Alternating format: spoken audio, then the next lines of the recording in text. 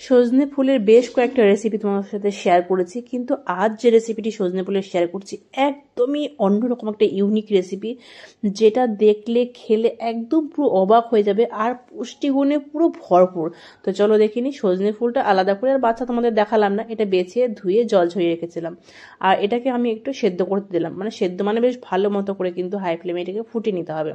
চামচ দিয়ে একটু মানে কিছুটা উঠিয়ে নিয়ে একটু হাত দিয়ে টিপে দেখে নেবে, যদি একদম নরম হয়ে যায় তখন এটাকে নামিয়ে জল ঝরিয়ে নেব। তো এটাকে একদম পুরোপুরি সেদ্ধ হয়ে গেছে, নামিয়ে আমি জলটাকে ঝরিয়ে নিচ্ছি। আর যেটা করতে হবে, এটার মানে মধ্যে যে জলটা আছে একদম চিপে চিপে পুরো জলটাকে ফেলে দিতে হবে। তো যেহেতু এটা একদমই অন্যরকম একটা রেসিপি, তো তার জন্য জল একদম থাকা চলবে না। এবার এই সেদ্ধ করা সজনে ফুলটাকে একটা প্লেটের মধ্যে নিয়ে নিচ্ছি। পরিমাণে একটু কমই হয়েছে, কেন এটা খুব বেশি লাগবে না। আর একটা নিয়েছি আলু, আলুটা একদমই গরম আছে। তো এখানে আমি একটা আলু দিচ্ছি, মানে ফুলের পরিমাণ অনুযায়ী। আরও ফুল দিলে আলুর পরিমাণ একটু একটু বেশি দিতে পারো। আর আলুটাকে বেশ ভালোভাবে একটু হাত দিয়ে একটু ম্যাশ করে নিতে হবে। এবার এর মধ্যে দিলাম হচ্ছে কিছুটা পরিমাণে নুন।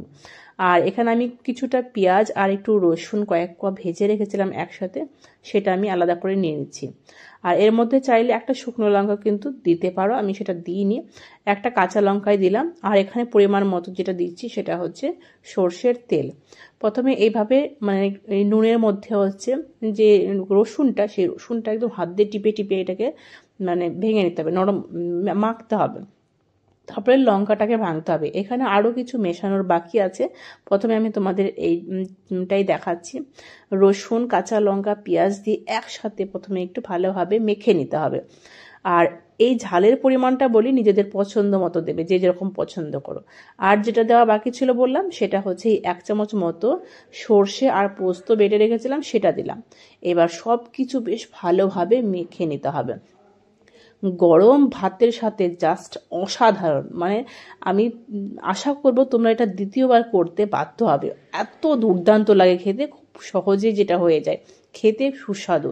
আর উপর থেকে এবার যেটা দিতে হবে সেটা হচ্ছে এই একটু কাঁচা সর্ষের তেল।